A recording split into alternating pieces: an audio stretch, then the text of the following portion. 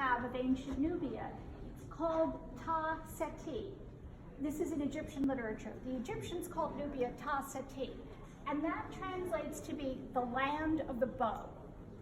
And if you look here, you see the Nubian man with his bow. So this is a stela, or gravestone, that was found in Egypt, at a site in Egypt. And what we see is a Nubian man, and we know by virtue of his name that he's Nubian, by virtue of his skin color, and by virtue of his garment. He has a tail, like a fox tail, an animal tail, that comes in the front. And that is not something you would see on an Egyptian. He has a wife who is shown with yellow skin, even though she has a Nubian name, perhaps intermarried. But what is significant is that his two kids are very clearly Nubian kids.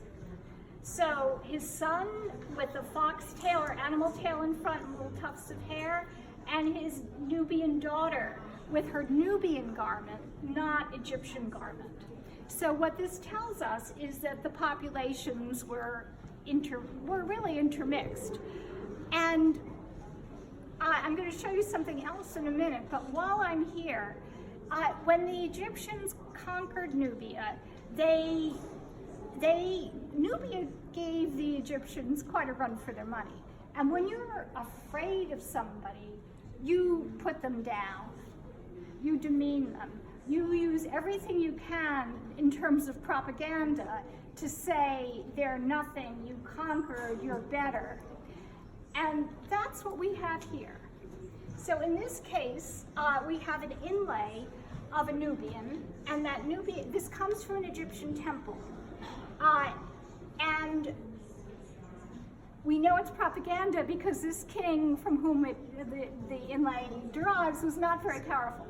But what we have is a Nubian chief with his arms bound behind his back, a Nubian captive dressed in all of his finery. Here, unrelated to this, but with the same propagandistic theme, we have two clappers, musical instruments. And if you look at the heads of those clappers, what you see are the heads of Nubians. So symbolically, you're beating those heads together, you're beating the Nubians. And that's the message the Egyptians are sending.